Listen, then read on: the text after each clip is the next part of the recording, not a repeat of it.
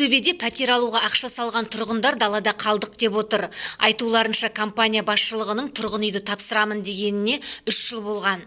Қаланың батыс тек аталып кеткен жаңа ауданынан үйлі боламыз деген 70-тен аса үлескер құр уәдеден шаршаған.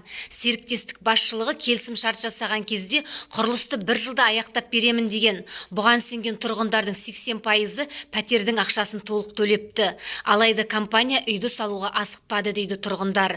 Бірінші қабатты салғаннан кейін құрылыс тоқтап қалған. Бұл деген екінші квартал 22 жылы берілу керек еді бұл үй деген. Июль айынан бастап ішкі істер бөліміне Ақтөбе облысы бойынша арыз жаздық.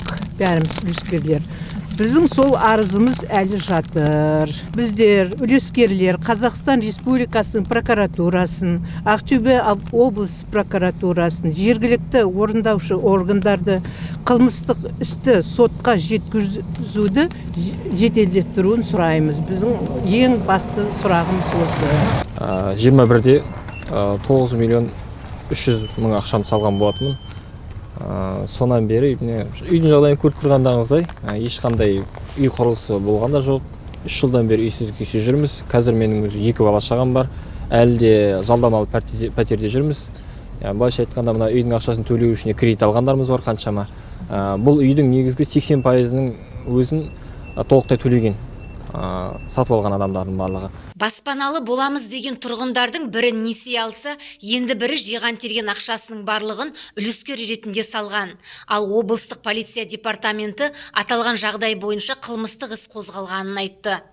Аталған дерек бойынша Ақтөбе қаласы полиция басқармасымен қылмыс іс тергелуде. Қазіргі таңда қылмыстық іспен жәбірленуші жағы танысуда. Қылмыстық іс жақын арада сотқа жіберілетін болады. Үлескерлердің мәселесін шешу үшін құрылған Ақтөбе құрылыс компаниясы жауапкершілігі шектеулі серіктестігі директоры аталған мәселенің басы назарда екенін айтты. Строй сервис регионының 2-ші корпус бойынша бүгінде қылмыстық іс қозғалып, қазір тергеу жұмыстары аяқталды. Қазір таныстыру жұмыстары жүргізіліп жатыр. Burada енді уақытында қаржы жинаған азамат Жарасханов пен сосын тағы қосымша Каримов деген азаматтар бойынша қазір қылмыстық істер жүргізіліп жатыр.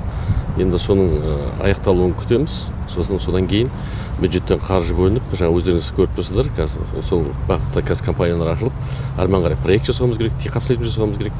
Сосын сонымен қарай бюджеттен қаржы бөліп, жалғастырып аяқтап береміз деген жоспарымыз да бар. Қазір қалада үлескерлердің мәселесі бойынша 11 жоба қолға алынған. Құрылысы аяқталмаған үйлер демеушілердің көмегімен салынып жатыр. Ақтөбе Медиа YouTube арнасы, Кәмшат Сексенбайқызы, Аян Аманғали.